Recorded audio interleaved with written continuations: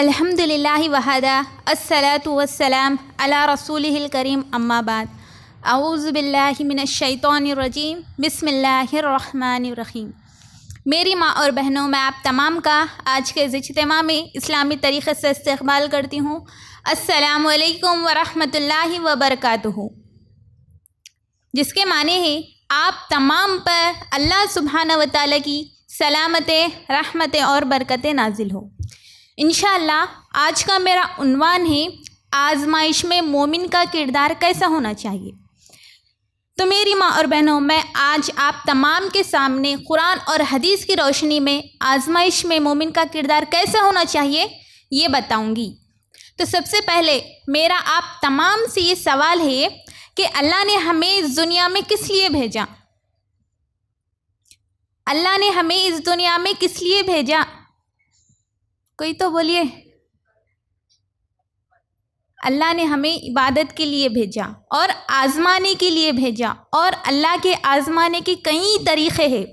اللہ کسی کو دولت دے کر آزماتا ہے تو کسی کو غریبی دے کر آزماتا ہے، کسی کو صحت دے کر آزماتا ہے تو کسی کو بیماری دے کر آزماتا ہے، کسی کو عزت دے کر آزماتا ہے تو کسی کو ذلیل کر آزماتا ہے، کسی کو اولاد دے کر آزماتا ہے، کسی کو اولاد نہیں دے کر آزماتا ہے۔ اللہ کے آزمانے کے کئی طریقے ہیں، اور ہر حال میں مومن کو چاہیے کہ وہ اللہ پر بھروسہ کرے، صبر کرے اور اپنے ایمان پر ثابت قدم رہے۔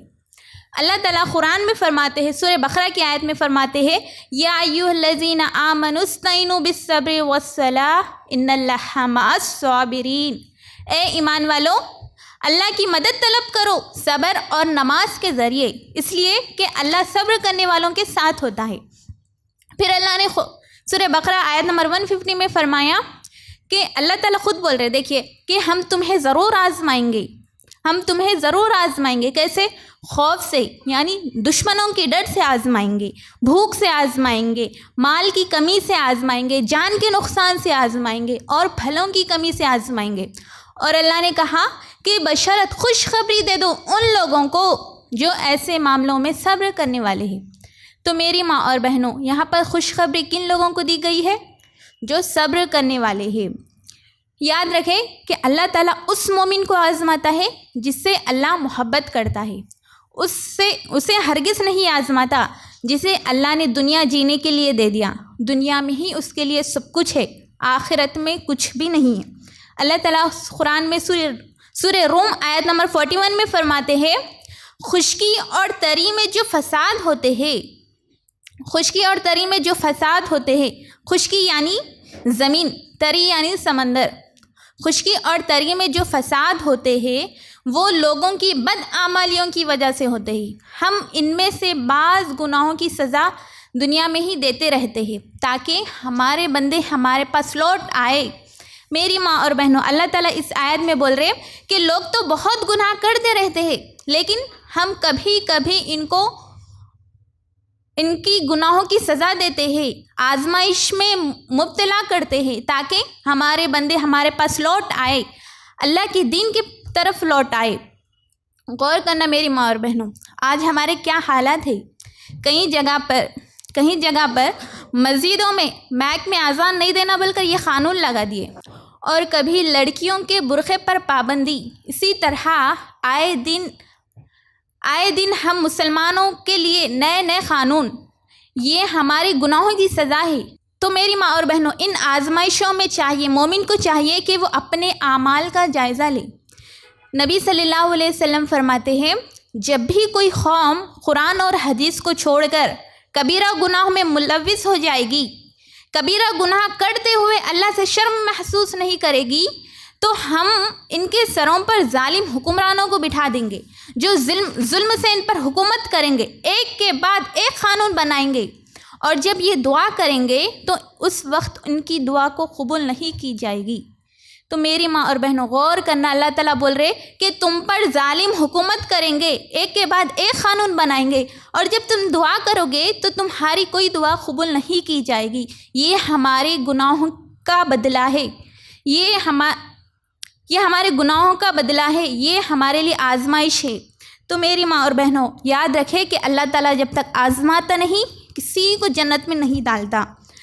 اللہ تعالیٰ قرآن میں سورہ عنکبوت کی پہلی آیت میں فرماتے ہیں، کیا میرے بندوں نے یہ گمان کر لیا کہ یہ ایسے ہی جنت میں چلے جائیں گے؟ اتنا کہنے پر کہ اے اللہ ہم ایمان لے آئے جبکہ یہ آزمائے نہیں گئے، جب تک ہم آزمائیں گے نہیں کسی کو جنت میں نہیں ڈالیں گے۔ اب سوال یہ ہے آزمائش ہے کیا؟ ترمذی کی حدیث سے نبی صلی اللہ علیہ وسلم فرماتے ہیں کہ سب سے بڑی آزمائش ہے اللہ نے انبیاء کو آزمایا۔ انبیاء کے بعد ایمان والوں میں جس کا ایمان جتنا مضبوط ہوگا اتنی بڑی آزمائش اللہ اس پر ڈالے گا، یعنی جو ایمان کی شدت میں جتنا مضبوط رہے گا اللہ اتنی بڑی آزمائش سے اسے آزمائے گا، اور جو اپنے ایمان میں جتنا کمزور رہے گا اتنی چھوٹی آزمائش اللہ اس پر ڈالے گا، لیکن آزمائے گا ہی آزمائے گا، بغیر آزمائے اللہ کسی کو جنت میں نہیں ڈالے گا۔ مسلم کی حدیث سے نبی صلی اللہ علیہ وسلم اس دنیا کے بارے میں فرماتے ہیں کہ دنیا مومن کے لیے قید خانہ ہے اور کافر کے لیے جنت ہے۔ میری ماں اور بہنوں، کوئی مومن اس دنیا میں عیش نہیں کرتا، انجوائے نہیں کرتا، من مانی زندگی نہیں گزارتا۔ دنیا مومن کے لیے قید خانہ ہے۔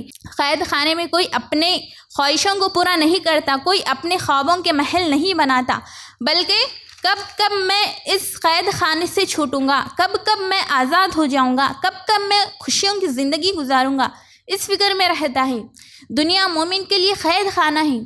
تو میری ماں اور بہنوں ہمیں جنت کی فکر کرنی چاہیے، جنت کے محلوں کی فکر کرنی چاہیے، نہ کہ اس دنیا کے مال اور دولت کی فکر کرنی چاہیے، نہ کہ اس دنیا کے عیش و آرام کی فکر کرنی چاہیے۔ اللہ تعالیٰ قرآن میں سورہ بقرہ آیت نمبر 214 میں فرماتے ہیں، کیا میرے بندوں نے یہ گمان کر لیا کہ یہ ایسے ہی جنت میں چلے جائیں گے جبکہ یہ آزمائے نہیں گئے؟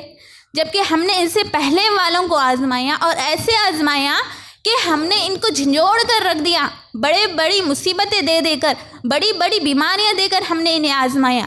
جب ہم نے نبیوں کو آزمایا، نبیوں کے ساتھ رہنے والوں کو آزمایا، تو وہ کہنے لگے یا اللہ تیری مدد کب آئے گی؟ ہم ان کو آزمائشوں میں صبر کے ساتھ کامیابی دینے کے بعد اللہ تعالیٰ فرماتے ہیں کہ اب ہماری مدد تمہارے قریب ہے، ہم تمہاری مدد کریں گے۔ میری ماں اور بہنوں، جب تک ہم آزمائشوں سے گزریں گے نہیں، ہم اللہ کے قریب نہیں ہوں گے۔ آزمائشوں کے بعد انسان اللہ کے بہت قریب ہو جاتا ہے۔ غور کرنا، اللہ نے ابراہیم علیہ السلام کو خلیل اللہ یوں ہی نہیں کہا، بلکہ ابراہیم علیہ السلام کی پوری زندگی آزمائشوں سے گزری۔ جب ابراہیم علیہ السلام چھوٹے تھے تو بچپن میں ان کا باپ بتوں کو بنا کر بازار میں بیچا کرتا تھا، اور ابراہیم علیہ السلام کو بھی یہی کہتا تھا کہ جاؤ بتوں کو بناؤ اور بازار میں بیچو، یہی ہماری روزی روٹی ہے۔ اب ابراہیم علیہ السلام نے منع کر دیا تو ان کے باپ نے ابراہیم علیہ السلام کو گھر سے نکال دیا۔ اب ابراہیم علیہ السلام جا کر قوم والوں کو سمجھاتے ہیں، قوم والے بھی نہیں سمجھے۔ ابراہیم علیہ السلام ان کے بتوں کو توڑ دیتے ہیں۔ اب قوم کے لوگ ابراہیم علیہ السلام کو بادشاہ کے پاس لے جاتے ہیں، اور بادشاہ ابراہیم علیہ السلام کو آگ میں ڈالنے کا حکم دیتا ہے۔ بہت بڑی آگ جلائی گئی اور اس آگ میں ابراہیم علیہ السلام کو ڈال دیا گیا، لیکن ابراہیم علیہ السلام نے اللہ پر بھروسہ کیا، اللہ پر امید تھی۔ ابراہیم علیہ السلام کو جب آگ میں ڈالا جا رہا تھا تو ابراہیم علیہ السلام یہ کہہ رہے تھے، حسبنا اللہ و نعم الوکیل، نعم المولا و نعم النصیر، میرے لیے اللہ کافی ہے، وہی میرا کارساز ہے۔ تو اللہ نے انہیں اس آگ سے نکال لیا، بچا لیا۔ پھر کچھ دنوں بعد اللہ نے انہیں اور آزمایا۔ اللہ کا حکم تھا کہ ابراہیم علیہ السلام اپنی بیوی ہاجرہ علیہ السلام اور اپنے بیٹے اسماعیل علیہ السلام کو عراق کی زمین، عرب کے ریگستان میں اکیلا چھوڑ کر آ گئے، جب اس وقت وہاں کوئی نہیں تھا، نہ کوئی جانور، نہ کوئی انسان، نہ کوئی پرندہ۔ ایسے میدان میں اکیلا چھوڑ کر آ گئے۔ کئی سالوں تک اپنی بیوی بچے سے دور رہے۔ پھر کچھ سال بعد اللہ نے انہیں پھر ملایا اور پھر آزمایا اللہ نے انہیں۔ ابراہیم علیہ السلام خواب میں دیکھ رہے تھے کہ اللہ کا حکم ہے میں اپنے بیٹے اسماعیل کو ذبح کر رہا ہوں۔ جیسے ہی ابراہیم علیہ السلام کی آنکھ کھلی تو ابراہیم علیہ السلام فوراً اپنے بیٹے اسماعیل کو ذبح کرنے کے لیے لے گئے، گردن پر چھری رکھی، اللہ نے ان کی جگہ پر جنت کا دمبا رکھ دیا۔ ابراہیم علیہ السلام اس آزمائش میں بھی کامیاب ہوئے۔ پھر اللہ نے اور آزمایا، نمرود بادشاہ کے سامنے، اس کے پورے لشکر کے سامنے ابراہیم علیہ السلام اکیلے ٹھہرے، اللہ پر بھروسہ کرے۔ اللہ تعالیٰ نے نمرود بادشاہ کو اور اس کے پورے لشکر کو مچھروں کی جھنڈ کے ذریعے تباہ و برباد کر دیا۔ پھر ابراہیم علیہ السلام اپنی بیوی کو لے کر وہاں سے نکل گئے، یہاں تک کہ ابراہیم علیہ السلام کو اپنی بیوی کو بہن بولنا پڑا۔ ایک بادشاہ بری نظر سے دیکھ رہا تھا، پھر ٹھیک ہو کہ اللہ کا حکم تھا اور اپنی ایک کنیز کو یعنی سارہ علیہ السلام کو ابراہیم علیہ السلام کو دے دیا، اور ابراہیم علیہ السلام نے سارہ علیہ السلام سے نکاح کر لیا۔ پھر اللہ نے آزمایا، ابراہیم علیہ السلام کو اولاد نہیں ہو رہی تھی، ابراہیم علیہ السلام اللہ پر بھروسہ کرے، اللہ سے دعائیں کرتے رہے۔ 80 سال بعد اللہ نے انہیں اولاد دی، اسحاق علیہ السلام۔ اور ابراہیم علیہ السلام ہر آزمائش میں کامیاب ہوئے۔ کامیاب ہونے کے بعد اللہ نے کہا، انہیں خلیل اللہ کہا۔ تو میری ماں اور بہنوں، آج ہمیں تھوڑی سی تکلیف، تھوڑی سی پریشانی، چھوٹی سی بیماری کیا آتی کہ ہم فوراً شکایتیں کرنی شروع کر دیتے ہیں۔ ہم چاہتے ہیں کہ اللہ ہمیں یوں ہی جنت میں ڈال دے۔ یاد کریں، ہم کبھی بازار میں، مارکیٹ میں کہیں شاپنگ کرنے کے لیے جاتے ہیں تو راستے میں کچھ فقیر ملتے ہیں، اب اس کو پیسے دینے کے لیے ہم اپنے بیگ میں ہاتھ ڈالتے ہیں، حالانکہ ہمارے بیگوں میں نوٹاں رہتے، لیکن ہم لوگ ان نوٹوں کو چھوڑ کر چلر ڈھونڈتے، نعوذ باللہ، اللہ کی راہ میں دینے کے لیے کنجوسی کرتے، نہ جان کی قربانی دیتے، نہ مال کی قربانی دیتے، نہ وقت کی قربانی دیتے، پھر بھی جنت کے خواب دیکھتے۔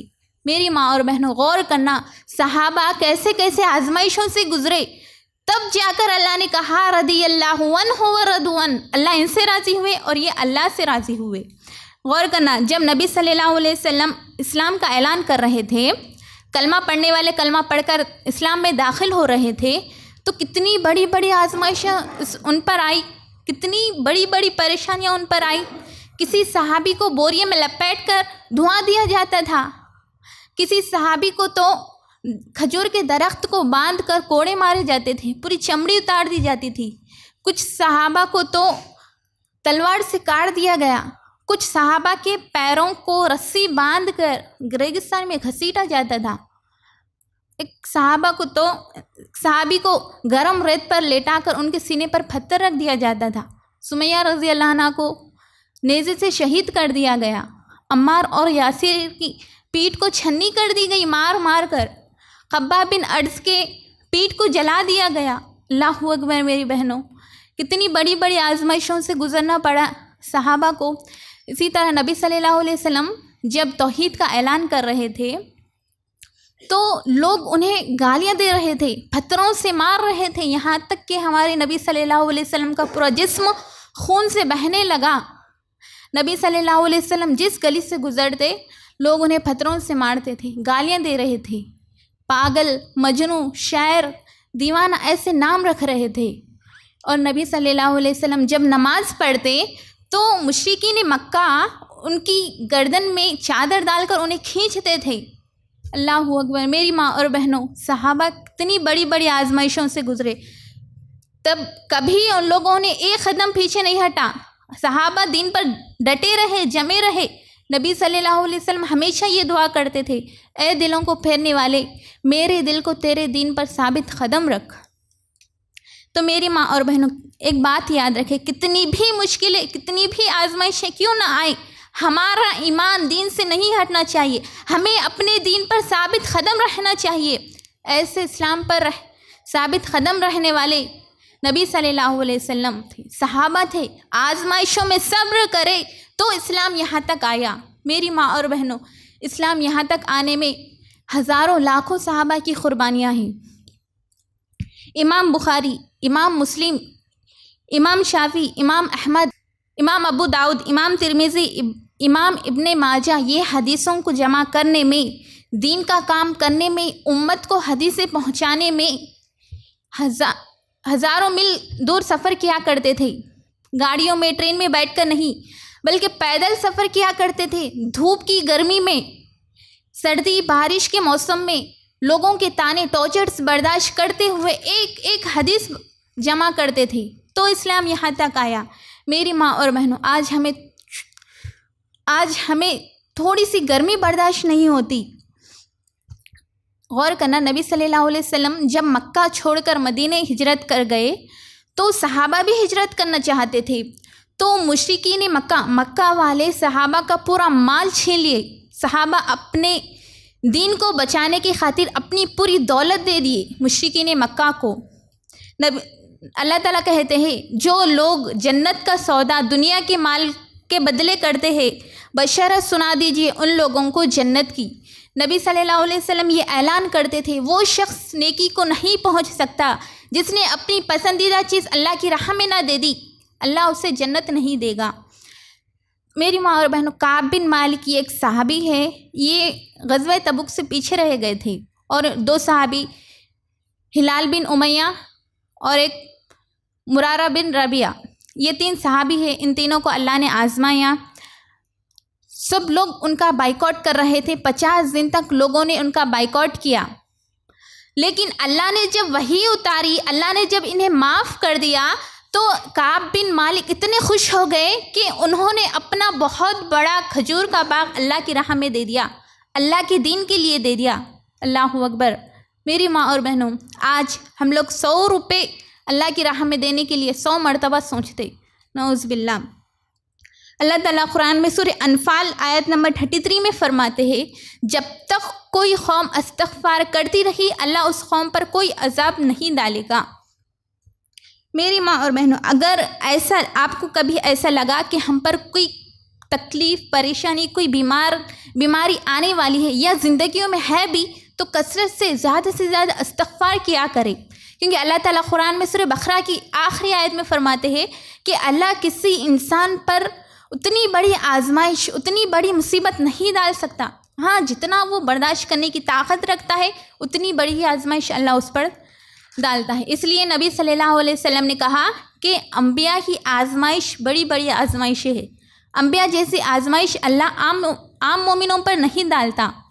غور کرنا، ایوب علیہ السلام کئی سال تک بیمار رہے، اللہ سے امید لگائے، اللہ سے دعائیں کرتے رہے، کس نے شفا دی؟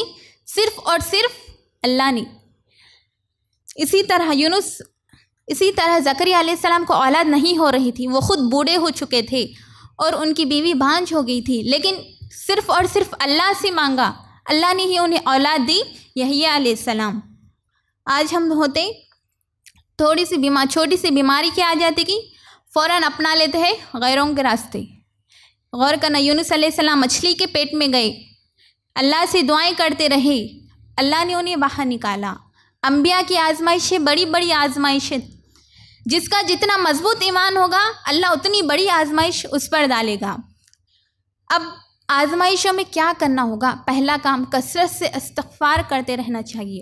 دوسرا، چھپا کر صدقہ کرنا ہوگا، کیونکہ صدقہ کرنے سے اللہ کا غصہ ٹھنڈا ہوتا ہے۔ صحیح بخاری کی حدیث سے نبی صلی اللہ علیہ وسلم فرماتے ہیں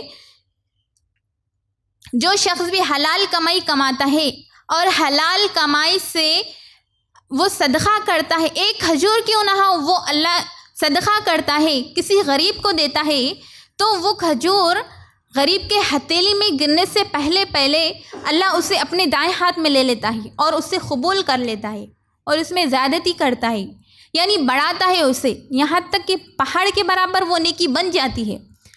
قیامت کے میدان میں جب بندہ نیکیوں کے لیے ترسے گا، ایک نیکی کے لیے ترسے گا، تو وہ کہے گا کہ کاش میرے پاس ایک نیکی زیادہ ہوتی تو آج میں کامیاب ہوتا۔ اس وقت اللہ کہے گا، اے میرے فرشتوں، میرے بندے کے وہ نیکی لے کے آؤ، پہاڑ جیسی نیکی لے آؤ۔